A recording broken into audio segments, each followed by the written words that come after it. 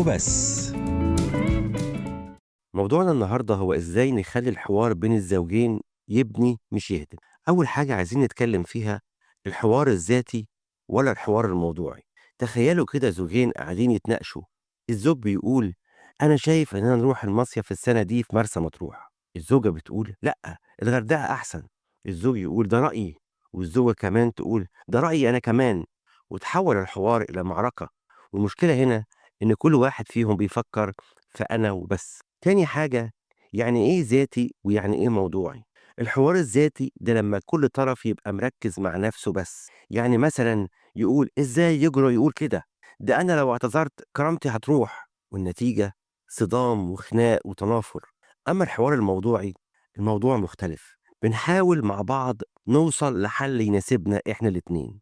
طب هو عايز مرسى مطروح وأنا عايز الغردقة، طب ليه ما نتفقش على مكان في النص؟ تالت حاجة، لما الحوار يبقى حرب.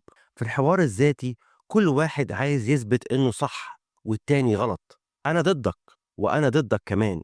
النتيجة انفصال فكري، وكل واحد يبقى مستني التاني يخضع ليه. حاجة كمان، إزاي الحوار يبقى بناء.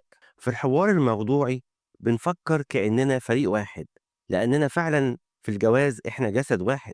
لو غلطت مش غلط إني أعتذر، ده مش هيقلل مني.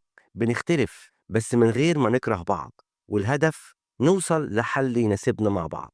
آخر حاجة عايزين نتكلم فيها، أثناء الحديث نتكلم بطريقة نقد أم توجيه.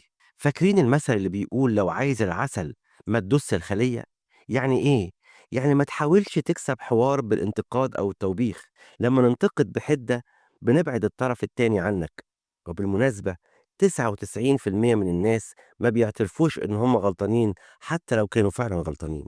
في الختام، علشان الجواز يبقى ناجح لازم الحوار يبقى بعيد عن الأنانية، قريب من التفاهم، يبني الود مش يهدم العلاقة.